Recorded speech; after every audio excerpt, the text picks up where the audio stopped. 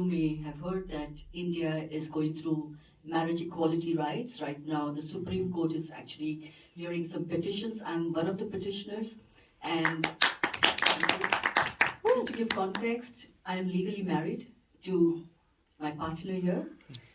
But as soon as we get on a flight to India, I become single again. See, going clubbing and being single is a great thing. But actually, it's not a great thing.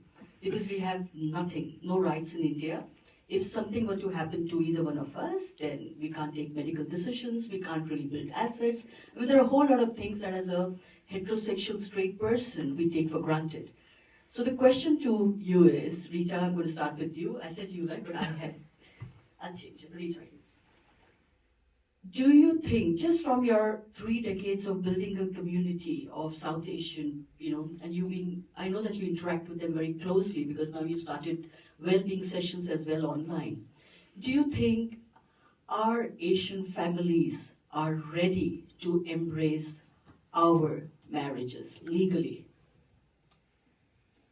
No. Wow. Just clear, bold, capital, no.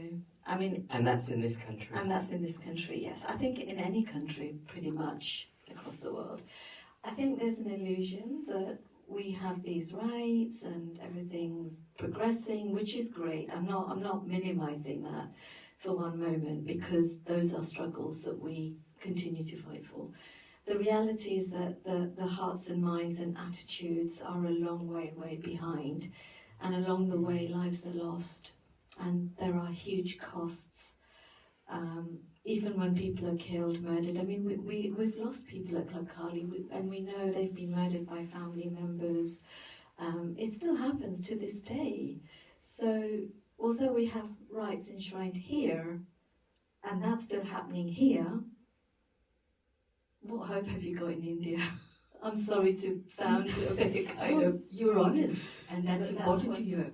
Because when you sit in India, they call me a Firangi and they call me a Firang disease. That I have a Firang illness, which means that because I live overseas, I live in London or I lived in New Zealand, I have a partner.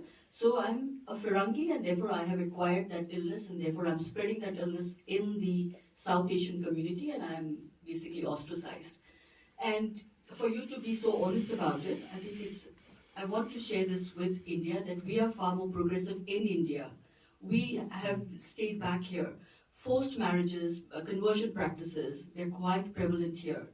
In India, it's still happening, but we're fighting for those rights now, fighting to stop those.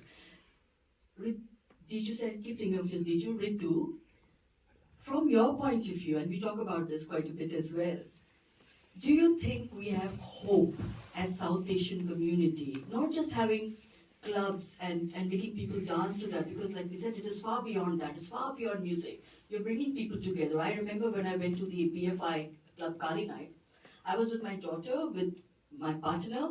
I danced till 1:30 at night and I had to be dragged home. And I'm not young. So I'm saying that, do you see hope for people like us, that we can come out of the oppression and the regression and the bondages and free ourselves?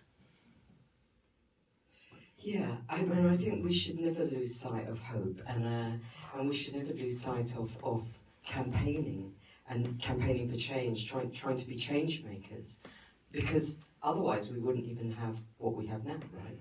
And we can see here, I mean, it's kind of, almost human nature, it's damned if you do, damned if you don't, but we have to keep persevering and striving for more equality, more change, more human rights, really basic human rights, right? Yeah, exactly.